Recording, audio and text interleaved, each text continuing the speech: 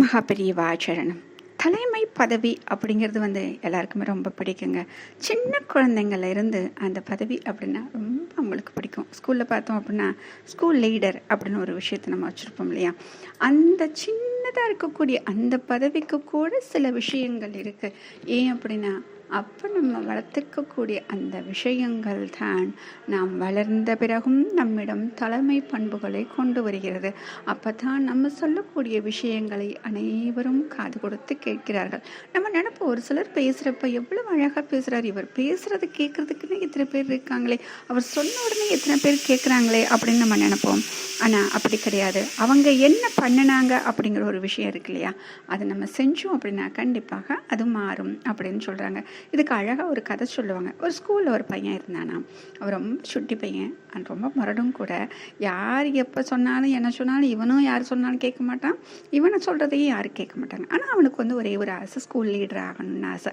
அப்போ என்ன பண்ணுறான், எப்படியாச்சும் டீச்சர்கிட்ட சொல்லி அந்த ஸ்கூலில் லீடர் ஆயிடணும் அப்படின்னு நினைக்கிறான். அதே மாதிரி டீச்சர்லாம் ரொம்ப அட்ராக்ட் பண்ணி ஸ்கூல் லீடர் ஆயிடுறான். இப்போ லீடர் ஆன உடனேலும் என்ன ஆகுது, இவர் சொல்கிறத யாருமே கேட்க மாட்டாங்களே. அப்போ லீடராக இருக்கக்கூடிய நம்ம சொல்கிறத யாருமே கேட்கலன்னா அவனுக்கு ரொம்ப கவலையாயிரும். வீட்டில் அப்பா கிட்ட சொன்ன உடனே அப்பா சொல்லுவாராம், இதுக்கு இல்லாமல் கவலைப்படுற, முதல்ல என்ன பண்ணணும் அப்படிங்கிற ஒரு விஷயத்தை தெரிஞ்சுக்கோ. நம்ம எவ்வளோ பெரிய தலைவராக இருந்தாலும் எந்த முடிவை எடுக்கிறதுக்கும் முன்னாடி நம்மளை சுற்றி இருக்காங்க இல்லையா, அவங்களோட சூழ்நிலையை நல்லா புரிஞ்சுக்கிட்டு நாம் மற்றவங்களோட நல்ல விஷயங்களை நம்ம மதித்து அவங்களுக்கு இது பண்ணாதான் நல்லதுன்னு நினச்சி அவங்க நம்மளுக்கு சில விஷயங்கள் சொல்லுவாங்க. அவங்க சின்னவங்களோ பெரியவங்களோ யாராக இருந்தாலும் அவங்க சொல்கிற கருத்துக்களுக்கு நம்ம மதிப்பு கொடுக்கணும். அப்படி இருந்தால் தான் மற்றவங்க நம்ம கருத்துக்கு மரியாதை கொடுத்து நம்மளை தலைவராக ஏற்றுக்குவாங்க. இப்போ மற்றவங்க நம்ம மதிச்சா தானே நாம் இப்படி ஸ்கூல் லீடராக இருக்க முடியும், இல்லாட்டி நாம் ஒன்றுமே இல்லை அப்படின்னு சொல்கிறாரு. இப்போ அவனுக்கு புரிஞ்சு போச்சு. ஏன் அப்படின்னா இவன் ஸ்கூலில் யார் சொன்னாலும் எது சொன்னாலும் கேட்டுக்கவே மாட்டான். ஆசிரியர் முதற்கொண்டுன்னு வச்சுக்கோங்க, ஸ்கூல் ஃப்ரெண்ட்ஸ் ஏதாச்சும் சொன்னால் கூட எனக்கு எல்லாம் தெரியும், நீ என்னடா சொல்கிறது அப்படின்னு சொல்லி கேட்பானோ.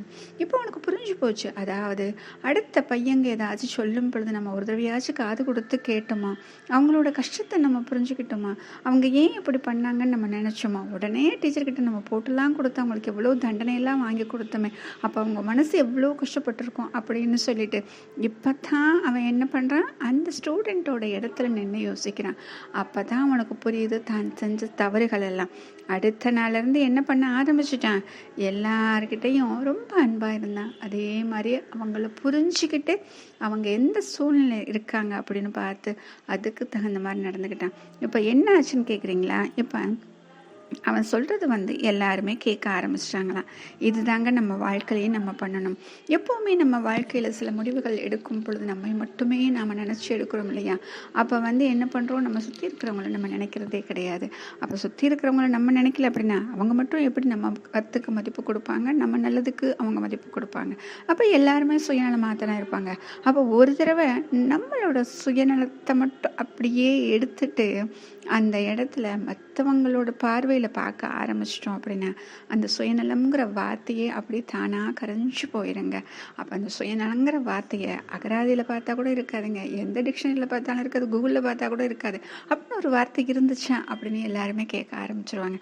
அப்போ ஒருத்தருக்கு ஒருத்தர் சந்தோஷமாக உதவி செஞ்சுக்கிட்டு அன்பாக ஆசையாக ரொம்ப அழகாக பழகி ஒரு அழகான சமுதாயத்தை நம்மளால் உருவாக்க முடியும். மகாபெரியவாச்சரணம்.